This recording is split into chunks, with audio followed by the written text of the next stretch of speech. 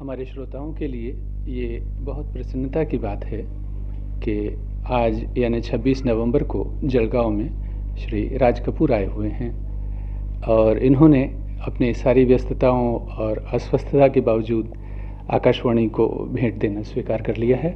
हम इनके आभारी हैं। नमस्कार राज जी। नमस्कार राज जी, मैं आपसे अपने श्रोताओं के लिए बातचीत करूं, इस समय मेरे दिमाग में 3-4 बातें आ रही हैं।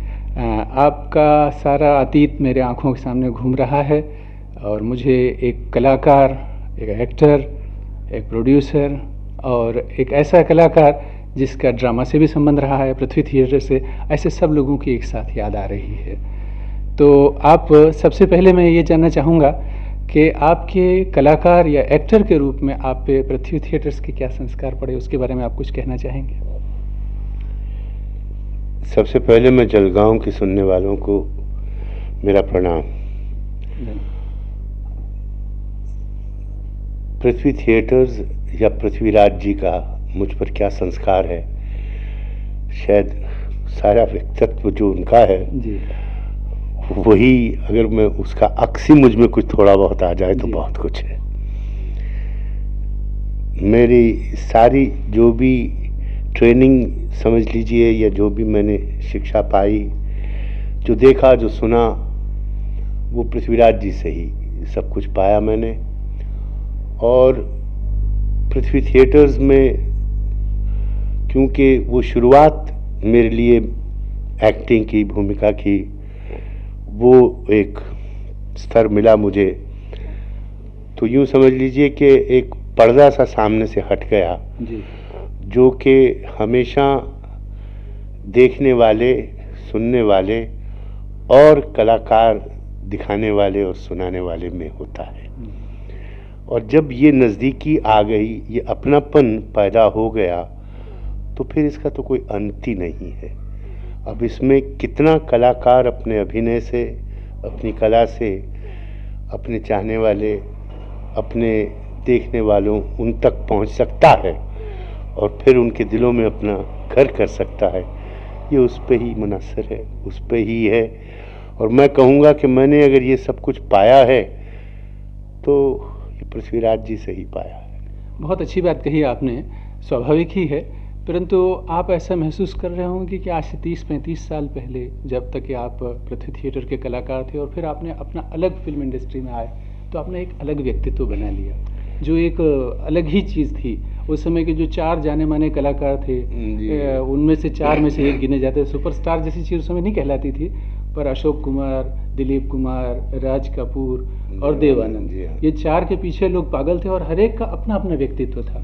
तो ये एक आपने अलग अपना व्यक्तित्व कैसे बना लिया, उसकी प्रक्रिया बताएंगे? वो दरअसल ऐसा था जी कि अपने स्कूल के जितना ज़रूरत था जानना जी जितनी शिक्षा उस किस्म की अंग्रेज़ के वक्त की बोर्डिंग स्कूल्स में, जहाँ के हिंदी भी सेकंड लैंग्वेज नहीं थी, लैटिन, फ्रेंच सिखाई जाती थी, तो यूँ समझ लीजिए कि कितना क्या मैं जान पाऊँगा अपने देश और अपने वतन और अपनी भाषा का।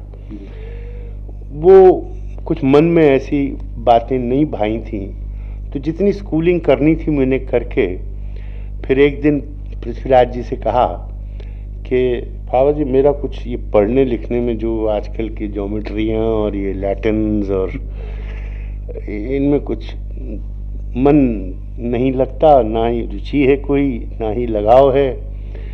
बनिस्बत के ये सब पढ़ पढ़ा के फिर ग्रेजुएट हो जाएं आपकी तरह, उसमें 7-8 साल लग जाएंगे जी। और करना तो मुझे वही है जो आप कर रहे हैं जी क्योंकि चारों तरफ वातावरण ही ऐसा था। पृथ्वीराज जी के यहाँ कवि आते थे, गायक लोग आते थे, लिखने वाले लेखक आते थे, महान कलाकार आते थे, उनकी संगत में बैठना मिलता था मुझे, तो उसका प्रभाव काफ़ी कुछ बचपन में पड़ता है जी। ये सारे असरात लेते हुए मैंने उनसे इतना ही कहा कि मुझे यदि जब करना वही है जो आप कर रहे हैं, आप महान कलाकार हैं। तब तक पृथ्वीराज जी ने थिएटर नहीं शुरू किया था जी, तो उसके बारे में कुछ सोचा जाए। उस ज़माने में हमारे यहाँ इंस्टीट्यूट्स नहीं होते थे, ना तो कोई फिल्म इंस्टीट्यूट थी, ना कोई फिल्म इंस्टीट्यूट थी, ना कोई ऐसी संस्थाएं थी जहाँ की ड्रामेटिक आर्ट्स कि और आपको अभिनय सिखाया जाए, जैसे नृत्य संगीत के इत्यादि बहुत सी स्कूलें थीं। तो क्या किया जाता?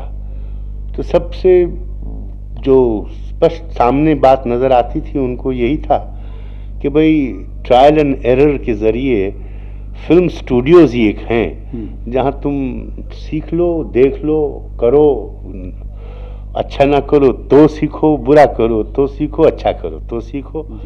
तो उन्होंने मुझे फिल्म रंजीत कंपनी में तब वो काम करते थे और केदार शर्मा जी का कोई चौथा, पांचवा या छठा असिस्टेंट मुझे लगा दिया। मैंने कहा जी अगर मैं 10 साल इसमें ही गुजार लूँ तो शायद 10 साल के बाद मैं कुछ कर पाऊँगा, कुछ कर पाऊँगा। ये बात उनके मन भाई। तो पहले तो उन्होंने मुझे सारे हिंदुस्तान भेजा कि जाओ देखो, देखो भारत क्या है, भारत दर्शन करो। बड़ी ऊंची थिंकिंग थी उनकी। तो ये पूरा देख के अपने लोगों को देखो। थर्ड क्लास में मुझे एक टिकट ले दिया गया, जो कि उस जमाने में था कि आप उत्तर, दक्षिण, पूर्व, पश्चिम पूरा सर्कुलर टूर जैसे कर लें। तो मैंने वो अकेले में किया और आते ही फिल्मों में, फिल्म स्टूडियोज़ में दाखिल हो गया। तो वहीं यूँ समझ लीजिए कि सबसे पहले जो प्रभाव पड़ा तो फिल्म का ही था जी। तो एक्टर यूँ समझ लिए कि मैं बन गया, उन्होंने शायद बना दिया मुझे या समझा। मैं दरअसल पूरा मेरा अभ्यास, पूरी शिक्षा जो भी थी वो फिल्म के माध्यम में थी। डायरेक्शन, एडिटिंग, फोटोग्राफी, लेबोरेटरी, मतलब ये कि हर चीज़ जो कि फिल्म का माध्यम था। तो मैं उसमें ही 3-4 साल लगातार काम करता रहा। फिर बॉम्बे टॉकीज़ में चला गया, वहाँ पर काफ़ी मैंने शिक्षा पाई फिल्म और फिल्म उद्योग के बारे में। वहाँ पर तब पृथ्वीराज जी ने 44 के करीब मेरा ख्याल है उन्होंने अपना थिएटर जब, जी हाँ, तब मैं असिस्ट कर रहा था सुशील मुजुमदार साहब को जी। और बॉम्बे टॉकीज़ का कुछ सेपरेशन सा हो गया था। हिमांशु विश्वास जी हाँ, फिल्मिस्तान तब बना और मैं सुशील मुजुमदार साहब का असिस्टेंट था। तो उन्होंने मुझे बहुत ही कुछ शायद काबिल पाया कि जब वो वहाँ एक फिल्म डायरेक्ट करने के लिए गए तो उन्होंने पहले एक कंडीशन रखी कि मुझे राज कपूर चाहिए असिस्टेंट बतौर असिस्टेंट। मैंने अपने आप को बहुत ही भाग्यशाली समझा और फ़ख्र भी किया कि हाँ मैं इस योग बन गया हूँ कि कोई डायरेक्टर मुझे चाहता है कि भाई अगर मुझे असिस्टेंट चाहिए तो राज कपूर चाहिए। लेकिन तब पृथ्वीराज जी ने थिएटर खोल दिया था तो वो चाहते थे कि मैं अब उनके साथ काम करूं। तो तब से मैंने जो फिल्म का माध्यम छोड़कर फिर मैं पृथ्वीराज जी के साथ फिर एक बार थिएटर में आ गया। नहीं, थिएटर तब ही शुरू हुआ था। फिल्म पहली है, फिल्म पहले है, थिएटर बाद में। तब थिएटर में मैंने उनके साथ यूँ समझिए सिवा एक कलाकार की हैसियत से, मतलब कोई एक्टिंग का रोल तो था ही नहीं। जब उन्होंने शकुंतला पहला अपना प्ले किया जी, लेकिन उसकी आर्ट डायरेक्शन, लाइटिंग वगैरह इत्यादि जितना भी जो भी बिहाइंड द स्टेज काम था वो सब मैंने ही किया था। और ये दीवार में जी, जब पृथ्वीराज जी ने अपना दूसरा नाटक खेला तो उसमें मुझे एक छोटा सा किरदार दिया उन्होंने और वो एक नौकर का चरित्र था, रामू। और तब मैं लोगों के सामने बतौर एक एक्टर के आया और जब वही लोगों ने देखा, मसलन अभी तक याद है चंदूलाल शाह सेठ साहब ने कहते थे, मैं उन्हीं के रंजीत स्टूडियो में करीब 2-1 साल से ज़्यादा काम मैंने किया विदाउट एनी सैलरी। जी हाँ। तो कहने लगे अरे पृथ्वी, तुमने इस लड़के को कहाँ छुपा रखा था? ये कहाँ से? कहने लगे सेठ जी आप ही के स्टूडियो में इसने 2.5 साल से ज़्यादा काम किया है जी। कहने नहीं इसे तो हमें दे दो तुम बस। तब फिर दूसरा नाटक उनका पठान जब हुआ जी, तो मैं काम भी कर रहा था पठान में और फिल्मों में केदार शर्मा जी ने अपनी सबसे पहली फिल्म जो तब बनाई मेरे लिए और मधुबाला उसमें तो 12 वर्ष की बच्ची थी। तो नील कमल सबसे पहली तस्वीर थी। तो यूँ समझ लीजिए कि ये दोनों ही कॉम्प्लीमेंट्री हैं, एक दूसरे के अंग हैं। फिल्म का माध्यम जहाँ से मैंने शुरुआत की, और स्टेज पे रंगमंच पर आकर तब मैंने वो जो असली तौर से जो कि फिल्म के कलाकार नहीं जान पाते, ना उनको ये नसीब है कि जो प्रशंसा एक सामने बैठा हुआ है, जो आप आमने सामने है, वो जो रूहानी एक ताल्लुकात और एक रिश्ता पैदा होता है कलाकार के बीच में और उसके चाहने वाले के बीच में, वो एक ऐसा पर्दा है जी जो जिसे सबको उठाना होगा। और ये स्पष्ट जैसे कहते हैं ट्रुथ, सच्चाई को जानने के लिए बहुत कम नसीब लोग हैं, और मैं कहूँगा मैं उनमें से एक नसीब वाला समझ लीजिए या आभारी हूँ, जो कि पृथ्वीराज जी ने मुझे ये बात सिखाई। उस समय के जो चारों बड़े कलाकार जिनमें आप एक थे, मैंने जिक्र किया, वो सब केदार शर्मा जी की तारीफ करते हैं, तो केदार शर्मा जी के बारे में आप कोई संस्मरण बताएंगे? शर्मा जी का क्या है कि शर्मा जी एक बहुत ही महान लेखक, गीतकार, पोस्टर पेंटर, एक चित्रकार, बुत तराशने वाले, और फिर इंसान तराशने वाले, इंसान भी पहचानने वाले कि ये कलाकार है। उन्होंने बहुत से ऐसे नए कलाकार उनको उभारा है, उनको मौका दिया है अपनी अपनी तस्वीरों में, और उनमें से जो ख़ास बातें खूबियाँ थीं उनको तराशा है। लेकिन जो नहीं भी, मसलन दिलीप कुमार साहब की उन्होंने तो तस्वीरें बनाई जिसमें मेरा ख्याल से एक नरगिस के साथ तस्वीर थी, बहुत ही अहम तस्वीर थी, शर्मा जी ने डायरेक्ट की थी। और इसलिए शर्मा जी की सभी तारीफ करते हैं कि उनमें जितने गुण समोए हुए सब संपन्न थे, सब भरपूर, तो हर चाहने वाला वो उनका शिष्य ही बन जाता था, और बस उनसे जो कुछ भी ले सके वो ले लेता था। इसलिए शर्मा जी की सभी तारीफ करते हैं कि जितने भी आर्टिस्ट हैं, अशोक कुमार साहब हुए या दिलीप कुमार साहब हुए, मुझे नहीं याद कि देवानंद ने कोई उनके साथ तस्वीर की हो, लेकिन बाकी दोनों का तो मैंने सुना है संस्मरण। जी हाँ, उनकी तो नरगिस के साथ वो जो तस्वीर थी जोगन, बहुत ही बढ़िया तस्वीर, बेहद खूबसूरत और बारीकियों से बहुत ही खूबसूरत था। तो शर्मा जी इसलिए वो उनकी सभी तारीफ करते हैं, वरना यूं तो बॉम्बे टॉकीज में यूसुफ और हम एक साथ ही गए थे मैडम देवका रानी के वक्त। अब उनको कलाकार बना दिया, मेरे हाथ में पाटिया दे दिया, वो क्लैपर बॉय बना दिया मुझे। हालांकि मैं हमेशा यही कहता था उसे, भाई आपके वालिद साहब तो फल फरोश हैं, फल बेचते हैं, फलों का काम काज है उनका। पेशावर से उनके वालिद साहब और मेरे दादा साहब बिल्कुल यूं ही समझ लीजिए कि दोनों ही दोस्त, बिरादर कहते थे एक दूसरे को, पठान लोग, पेशावर के रहने वाले। तो मैंने कहा भाई हक तो मेरा बनता है कि मेरा बाप वो एक्टर है, कलाकार है, उसने उसका खून हूँ मैं। तो एक्टर उन्होंने तुमको बना दिया और मेरे हाथ में उन्होंने क्लैप दे दिया कि तुम बस सामने क्लैपर बॉय बन के रह जाओ। अब वही हकीकत थी जी कि वो एक्टर थे।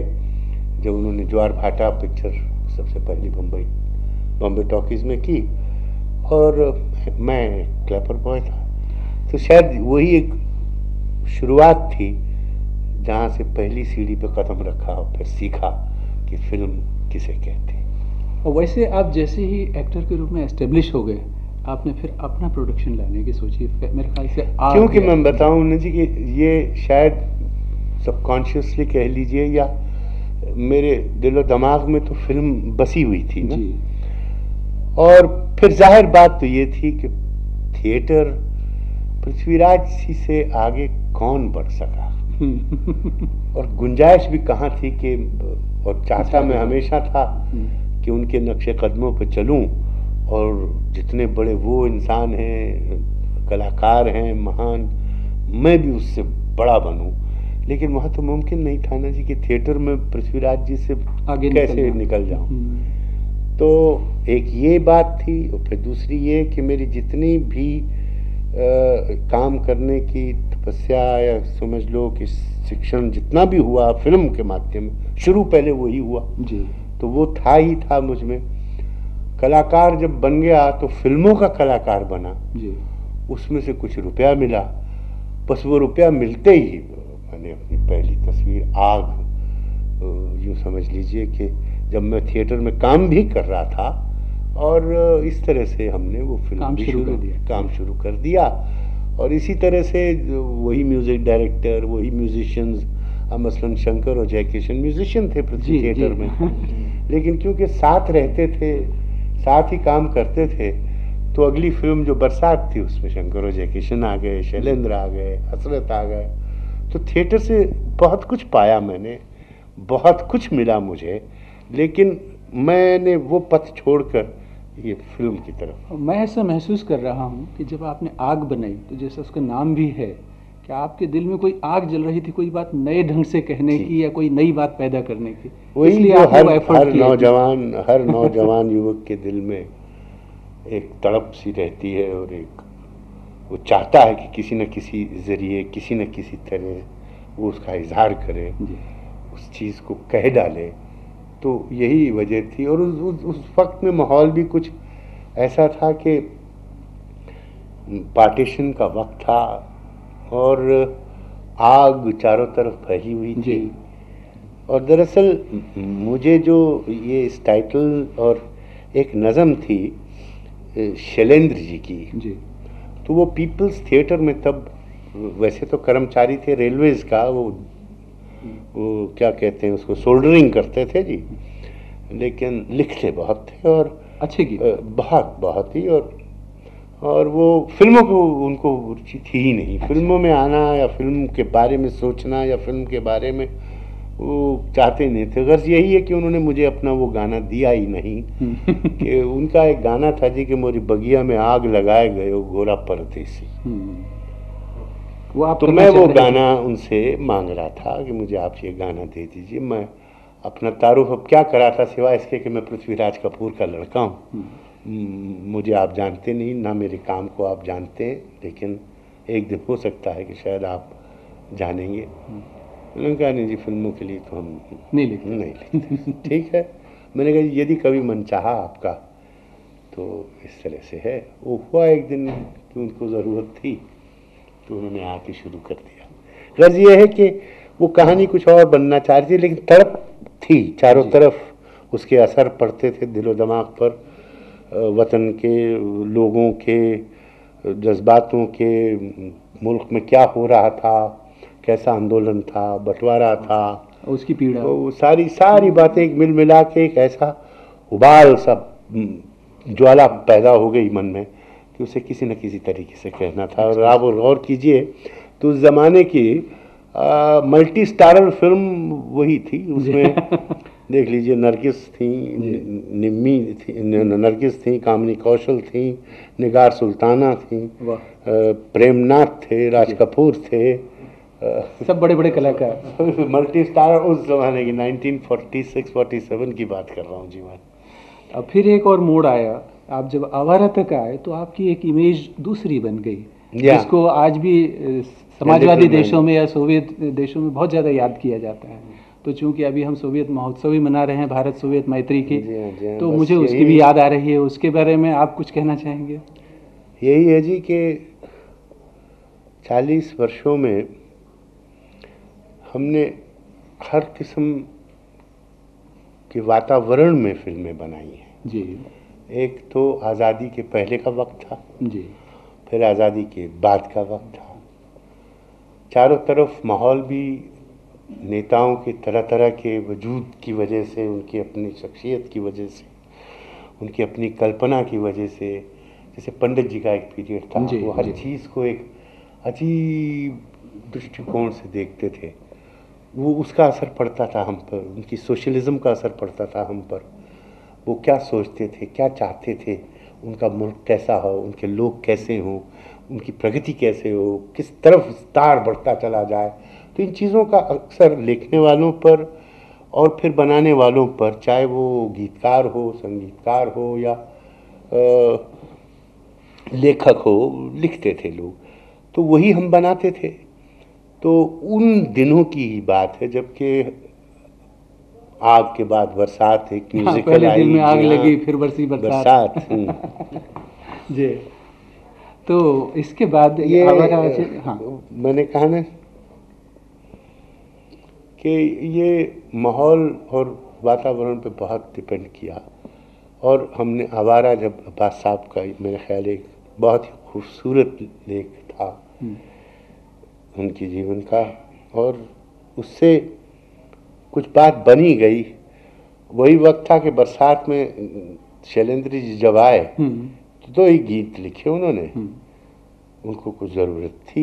उसके बाद साथ हो गया, तो जब आवारा उनको सुनाया गया तो फिर उन्होंने अपना पहला गाना ही वही लिखा कि आवारा हूँ या गर्दिश में हूँ, आसमान का तारा हूँ।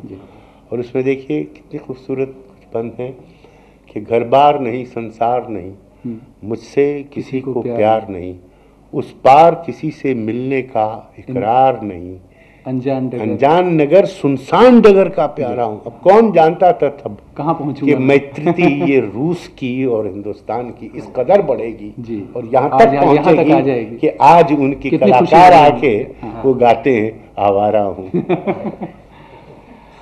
तो ये दौर जो गुजरा है जी फिल्मों का, इस पे हम लोग सभी अगर मुतासिब हुए हैं किसी न किसी बात से, कभी अच्छा कभी बुरा, दोनों ही बातें थी साथ साथ। लेकिन इतना ज़रूर है कि अब कुछ ऐसा वक्त है, कुछ ऐसा माहौल चारों तरफ है कि कोई दिशा नहीं है जी। आजकल का जो कॉन्शियंशियस फिल्म बनाने वाला है वो तो यूं चौरस्ते पे पूछ कर रास्ता पूछ रहा है कि भाई किस तरफ जाऊं मैं, किस तरफ किस और जाऊं मैं, मन मोरा समझ ना पाए ये बात।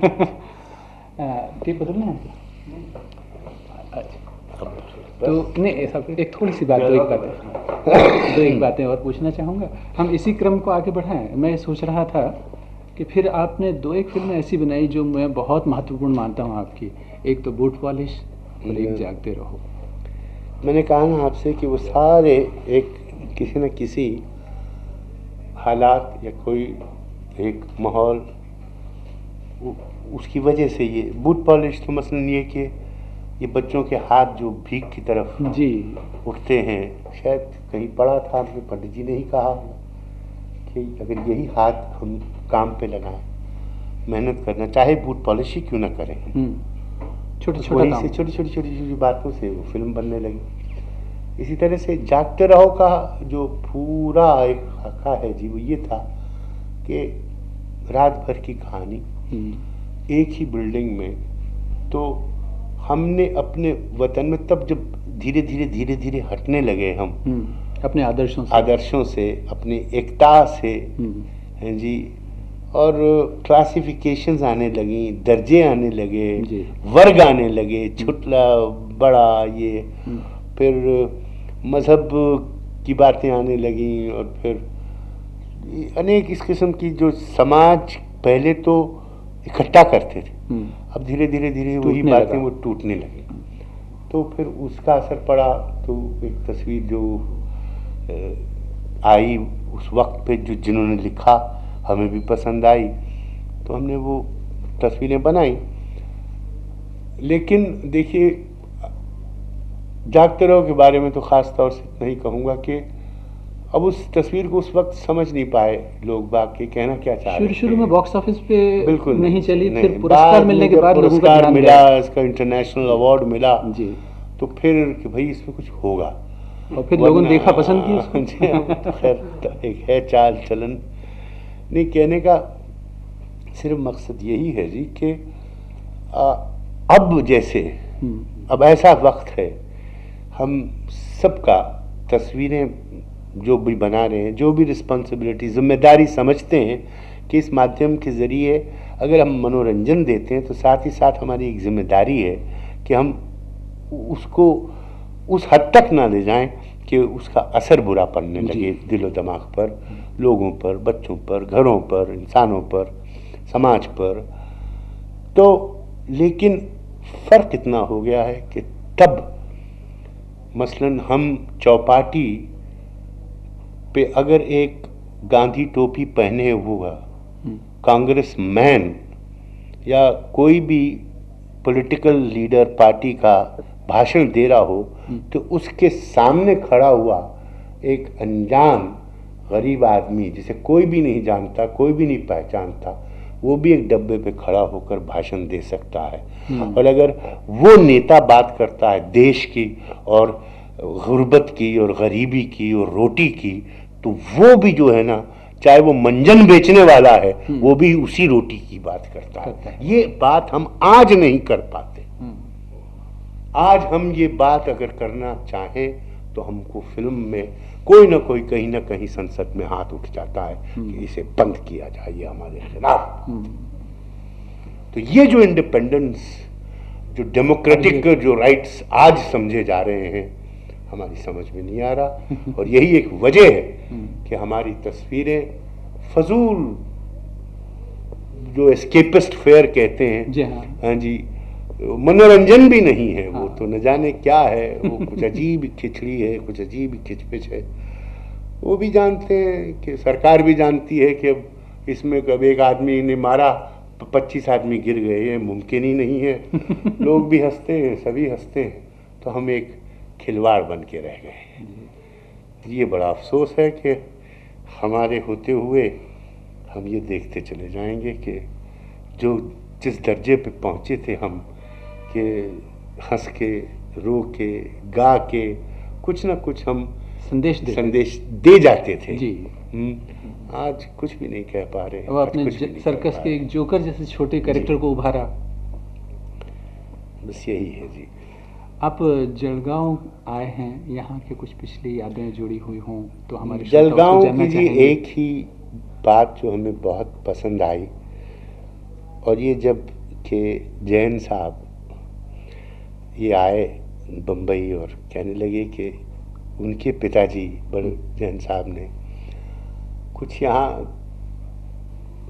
विकास के लिए, प्रगति के लिए कोशिश की और उसका उद्घाटन पृथ्वीराज जी ने किया था। तो अब उन्होंने उस बात को आगे बढ़ाया है और कुछ किया है। सेवा, मतलब जनसेवा है, जलगांव के लोगों के लिए, अपने लिए, किसी के, बट प्रोग्रेस तो है ही है ना जी। और वो चाहते थे कि जैसे उनके पिताजी के लिए पृथ्वीराज जी आए थे, आप आइए जलगांव। यूँ कहने को तो हर बेटा कहता है कि मैं अपने बाप के नक्शे कदमों पे चलूँ, लेकिन कितने चल पाते हैं ये नहीं जानता, कहना मुश्किल है। तो बड़े बड़े शहरों में जाना तो सभी चाहते हैं, उड़ के पहुँच गए और आसाइशों में रहे। जब उन्होंने जलगांव की बात की तो मुझे याद पड़ता है कि वो थिएटर में अक्सर यहाँ से गुजरते थे। मुझे कभी मौका नहीं मिला कि मैं फिल्म के बीच बीच में जहाँ जहाँ ये जाते थे तो मैं पहुँच जाता था और 2-3 खेल करके, पठान के 2 या दीवार के चला आता था। जी हाँ। तो मैं जब इन्होंने कहा कि आप आइए और पृथ्वीराज जी की तरह आप भी ये कार्य, इसका उद्घाटन यार कीजिए, मुझसे ना नहीं कहा गया। मैंने कहा जी बिल्कुल, भाग्यवान समझूंगा अपने आप को। एक तो वहाँ जाऊंगा जहाँ पृथ्वीराज जी कई बार जा चुके हैं, सुना शशि भी आया था यहाँ थिएटर के वक्त ही। और दूसरा ये कि उन्होंने एक और बात भी की, जबकि मेरे बच्चे भी वहीं थे, कि उनका बेटा जब और आगे बढ़ाएगा तो उम्मीद करता हूँ कि मेरा भी बेटा तब आके उसका उद्घाटन करेगा। तो ये एक परंपरा जो उन्होंने जो प्रेम से बात की, वो खींच के ले आई। और आप सबका प्यार बड़ा एक अजीब विशाल सागर है जी, इसमें कई करंट्स ऐसे ऐसे हैं जी, न जाने क्यों कोई चला ही आता है, आ ही गया। हम लोग जलगांव वाले भी इतने खुश हैं आपके आने से, और हमारे श्रोता इस बात से बहुत प्रसन्न होंगे कि आपने इतना समय निकाल करके उसके लिए हमें भेंट का अवसर दिया। बहुत बहुत धन्यवाद।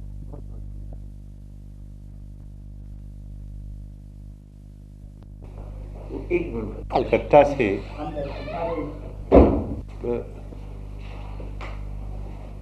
पृथ्वीराज जी कलकत्ते में न्यू थिएटर्स में थे, तब उसके बाद ये बम्बई शहर वापस लौटे। रिकॉर्डिंग तो जब पृथ्वीराज जी कलकत्ते से वापस बम्बई आए तो माटुंगा में, क्योंकि कलकत्ते में उनके साथ में अक्सर स्टूडियोज जाया ही करता था बचपन में, तो मुझे संगीत का बहुत शौक था जी।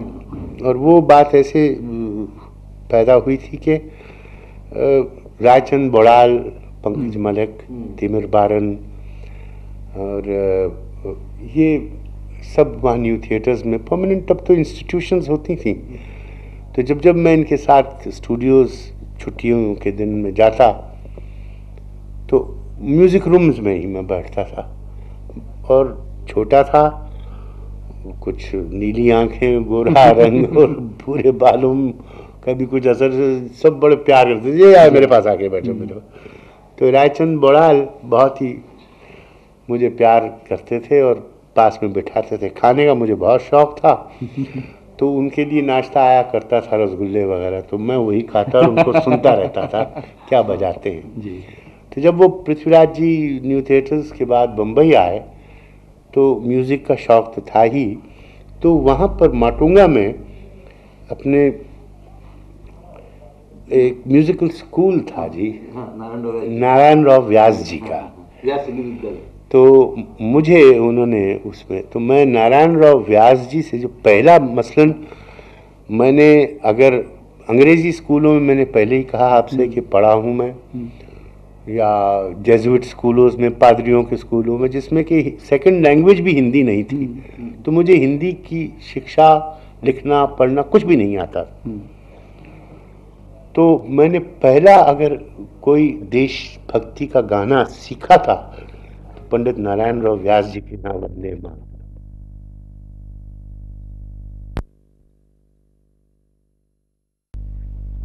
हमारे श्रोताओं के लिए ये